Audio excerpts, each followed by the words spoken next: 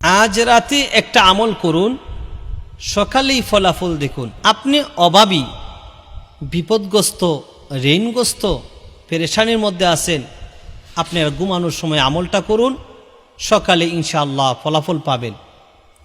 আপনার বিবাহ হচ্ছে না, স্বামী স্ত্রী মিল নাই, অভাব দেখা দিয়েছে, আপনি মুসিবতের মধ্যে আছেন, মারাত্মক রোগে আক্রান্ত, প্রবাসে থাকেন, রুজি করতে পারতেছেন না, কাজ পান না, আপনি এই আমলটা করুন, ইনশাআল্লাহ ফলাফল পাবেন। আপনার দুশ্মন চতুর্দিকে আপনার সাথে দুশ্মনী করে, আপনি আমলটা করুন, আপনার দুশ্মনে আর দুশ্মনী করবে না, দুশ্মনগুলো আপনার বন্ধুতে পরিণত হয়ে যাবে।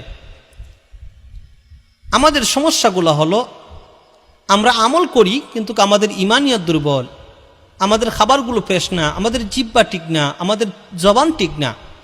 এই আমলের ফলাফল পেতে হলে আপনার খাবার হালাল হতে হবে, ইমান মজবুত হতে হবে, আপনার আমল ভালো থাকতে হবে। আর আমরা চাই একদিন আমল করেই অনেক কিছু পেয়ে যাব না, এটা সম্ভব না।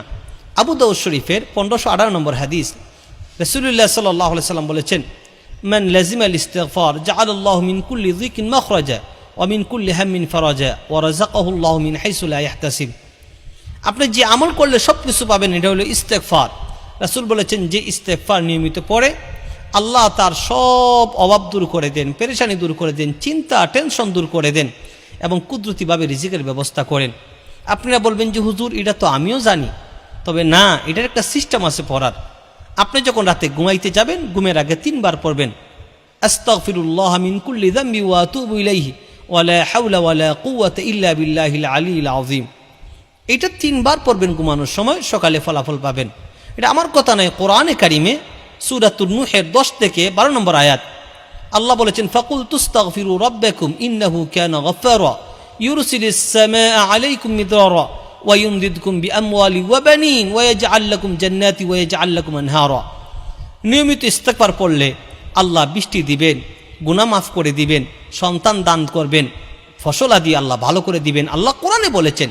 সুতরাং আপনি যদি ইস্তেগফারের আমল করতে পারেন, নিয়মিত এই আমলটা করতে পারেন, তাহলে আপনি ফল পাইবেন। আপনি রাতে ঘুমানোর সময় আমল করুন, সকালে ফলাফল পাবেন। যদি সকালে ফলাফল নাও পান, আমল চালিয়ে যান, কারণ বুঝতে হবে আপনি ফলাফল পাচ্ছেন না, আপনার অনেক দুর্বলতা আছে, আপনার আমলে ত্রুটি আছে, আপনার জবান ফ্রেশ না, খাবার ফ্রেশ না, ইমান দুর্বল আছে। সুতরাং আপনি আমল চালিয়ে যান, ইনশাআল্লাহ ফলাফল একদিন পাবেন। আল্লাহ রাব্বুল আলামিন আমাদেরকে আমল করার তৌফিক দান করুন। আমাদের যে বিষয়টা হলো, আমরা চাই একদিন আমল করে প্রথম দিন নগদ পেয়ে যাওয়ার জন্য। না, নগদ পাবেন না। নগদ না পাওয়ার কারণ হলো আমরা দুর্বল, আমাদের আমল করার আমরা দুর্বল, আমল ইমান দুর্বল। রাসূলের কথা সত্যি, আল্লাহর কথা সত্যি, কোরআন সত্যি, হাদিস সত্যি, আমরা দুর্বল। এই জন্য আমরা দুর্বলতার কারণে আমাদের এগুলো হচ্ছে না। আল্লাহ আমাদেরকে সহিভাবে আমল করার তৌফিক দান করুন, আমিন।